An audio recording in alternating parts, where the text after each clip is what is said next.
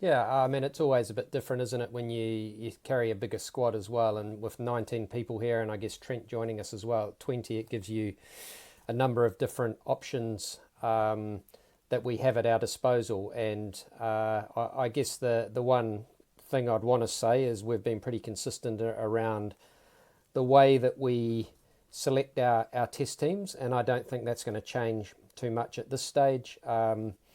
Yeah, I think that's been part of the strength of our squad is just trying to be nice and consistent, giving guys opportunity to show their form, show their wares. We've seen Devon Conway batting with Tom Wilson in a couple of practice situations, including in Southampton. I mean, is he set to make his test debut? We'll disclose that, I guess, when we get to the morning of the game. But yeah, he's been one guy we've looked at who's certainly an option at the top for us. But we've also got other guys who have done a great job for us, and Tom Blundell and Will Young as well. So I guess it's a I get luxurious position to be in a little bit when you've got some of the resources that we've got at the moment. But yeah, we'll hold off naming that, Andy, until match morning. Fair enough. Just on the two guys who did come into the tour, with sort of injury concerns to overcome, Ross Taylor and Colin de Grandhomme, are they both fully available for selection? Yes, they are. It's been really pleasing the way that they've come through. I guess the 2 day game that we had at Southampton, that was a really, really good blowout for us there as well. We had a few wet days at the start, but just getting outside, and I guess the way that the ground staff and that I think rallied around to make sure that we got a couple of nets outside, and then also the opportunity for the game was really appreciated. So yeah, look, it's you always want more time as a coach. I think you want to be out there, and we certainly go into this series under no illusions that we're playing against an England side that are now nearly in the middle of their summer, that have played a lot of cricket, and I guess for us probably almost feel as though we're slightly behind the eight ball with that at the moment. Just on, you mentioned a large squad there. One of the sort of new faces is Rachin Ravindra. What have you made of him? I guess he's been in camps with you in New Zealand, but going around to getting close to a test series, it is another step up for him. Yeah, I mean, I think this tour is a fantastic learning opportunity for Rachin, and whether he gets an opportunity or not, we'll just have to see how that goes. But it was great to see the other day he contributed nicely with the bat and with the ball. Another option at the top of the order for us, who's I guess someone who's been a natural opener for a period of time, and he's a very, very mature, I think, young man, considering he's only 21, and I'm sure further down the track he will have a long and I think very prosperous career for New Zealand in the future. And just I'll finish off with this one. Colin de Grandhomme, on his bowling, he's come through and he's up for a full proper bowling load. Yeah, it's something I guess we want to keep looking at and managing as well. Colin hasn't, I guess, played a lot of cricket from a bowling perspective for 6 months, 7 months now, where he's really been able to, I guess, compete as he's wanted to. We've been encouraged by what we've seen, but we're also mindful of the fact that throwing him in and expecting him to bowl 40 overs in a test perhaps isn't realistic right now. But we're still building him up, and he's certainly in contention to play, and we'll just have to look at that surface on day one and make that final decision. And just as two all rounders, potentially an option for you heading into this first test. Yeah, who are you talking about? I guess Colin and Daryl, or Yeah, maybe a bit. I wouldn't expect we'd play both of them in the same game. I think there's definitely a chance for one of them to play, but yeah, I don't think that two will fit into the whole mix there. No, cool. Thanks, Gary. Gary, hi. It's Matt Fitch from The Sun over here in London. Carl Jameson's got extraordinary stats after six tests. I think he averages 13 with the ball, 50 odd with the bat.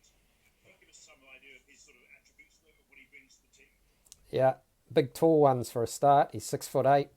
He's hard to miss. Certainly, he's brought a different dimension to our bowling attack as well. Bowls at a lively pace, and I just guess with that extra bounce as well, and his ability to swing the ball both ways makes him a real force. the thing that I admire most about Kyle is he's always trying to get better. He works very, very hard on both elements of his game. And certainly those other little things around the peripheral of the team, the way he scouts players, the way he's looking to talk with players and coaches around developing his game is something that really stands out. And he got this very sort of juicy payday from the IPL, which is obviously nice for his bank account. But is that added pressure? Has that been a difficult thing for him to deal with? Oh, I think initially it might have, but I guess it's one of the things is Kyle is pretty grounded and yeah, he loves playing for New Zealand, which we love about him as well. And I know when he gets out there to play in a test match, that'll be the furthest thing from his mind. So he's just another like New Zealand cricketer like the rest of us then. So yeah, yeah, I don't envisage that being any issue whatsoever. Thank you. Hi Gary, this is Stefan from the BBC. England are missing Joss Butler, Ben Stokes, Jofra Archer. They've obviously still got a varied squad with lots of quality in it, but are they naturally slightly more vulnerable than they might have been? Oh, I think always when you have players of that caliber, I guess not in the team, then you could naturally think that. But when you've got an opening bowling attack who's got over 1,000 Test wickets between them, it doesn't look like there's anything light there. When you look at the England team, they still have a fair amount of experience that's scattered through, I guess, their whole ranks there with the bat and the ball. And I imagine from reading some of the stuff that Chris is looking ahead to games beyond just this. And I guess we're in slightly different situations as a team as well. We've obviously got 2 tests and then the World Test Championship final that we're preparing for. And England, I guess, have got these 2 tests to keep looking at the future as well, being that these aren't World Test Championship points as well. So we're in slightly unique and different situations at the moment. But I assure you, when you get on the field and you get to Lords here as we have, then the juices will be running for both teams, and it's team versus team. Then it doesn't really matter who's in the teams. And you mentioned Trent Bowles. Can you just clarify when the earliest we might see him in action is, please? I don't think you'll see Trent in the 2 test matches here. He arrives on Friday. Our planning and what we're looking at to doing with Trent is having him ready for the World Test Championship final. He's been home. He has had a week of bowling over there, which has been great after the fair amount of isolation time at the end of the IPL. But our view with Trent right now is it's unlikely that he will play the test in Edgbaston, and he's more likely to be just available for the one-off test. Lovely, thank you. Hello, Gary. Being without Trent is obviously a loss. I just wondered who would likely fill his place, or who are the candidates? Yeah, well, within our squad here, we've got Matt Henry, Doug Bracewell, Jacob Duffy are the other seam bowling options. So they're the ones that I think are in contention to come in there. Or we look at, a rebalancing of the team, and you look at it slightly different. The conditions we face here in England are slightly different to New Zealand, and what we see, looking at the pitch out there at Lords today, you see a pitch that has a green tinge definitely to it, but we're still 2 days out. But it's cut to about 6 mil. Now, we're used to a lot more grass on wickets than that as well, so it certainly looks different out there. So we have to make that decision around, I guess, that final balance of our team before we go into the match as well. And can I just ask you, what's it like coming to England, having another chance to win a world title? It's very exciting. First of all, we as a team, we're really grateful, I think, to the ECB and getting us over here. We understand, I guess, in the COVID world that there are protocols that are put in place around us, but we're enjoying the time together, and we're enjoying the time as a team, which is, again, quite unique to us because it's the first time we've toured as a team since COVID has hit. I know England have hosted teams over here, but I guess from our perspective, grateful for what the ECB are putting around us, grateful that we get to come back here to Lords as well. I guess from my perspective, people want to know, is it a chance to come back and revenge what happened at the World Cup and things like that? But it's a completely different team. It's a different situation. And for us, I mean, we just hope we can keep learning from everything that we're doing, and looking forward to the game in 2 days' time out here. And any test match you get to play for your country is an exciting time. And I know our boys are buzzing to get out there and play England first and foremost. Thank you. Hello, Gary. Just on the balance of the side and those options, how set are you on having Mitchell Santner as kind of frontline spinner, or has there been thought to having maybe an extra batsman at 6 or 7, or even one of the all-rounders you've already mentioned? Yeah, Mitchell Santner's come from the IPL. He's had I guess, a reasonably quiet time there. He actually cut the top of his finger the other day in the warm-up game fielding, which was a bit of a blow to him because he's only had his first bowl back today since then, but came through it really well.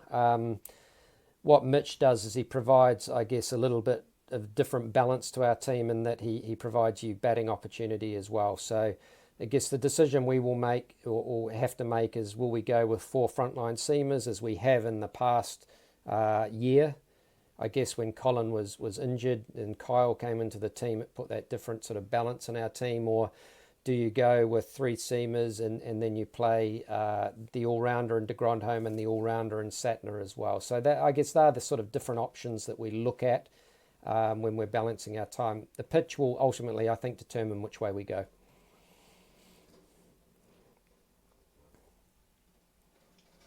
Hi Gary, you touched on it just then, mentioning the World Cup, and it's not so much a question about revenge, but often when you talk to players about venues that they've played at before, they usually turn around and say, well, it's quite nice to come back to a place where you've got some happy memories and you feel pretty good about the place. Lords may not hold those memories for, I think, 5 or 6 of the guys who played in that side in 2019. How do you kind of make sure that they do get rid of those memories and actually feel good about playing at Lords rather than hold on to a pretty tough day? Yeah, look, I don't think you ever forget those memories, and they can be a catalyst for I guess, change and the way you do things as well. But for us coming here to Lords, it's always a special occasion. I mean, it's the home of cricket. It's something that I think is very dear to every cricketer's heart when you get the opportunity to come in here. And I know, speaking to some of the guys who hadn't been here before, the happy feelings that they have is something that perhaps they didn't have to endure through that World Cup final as well. So I know our guys are determined, and whether you win or lose at a ground, I mean, we've probably won and lost at most grounds around the world now, so it actually really doesn't have much bearing, I think, on what will happen this game.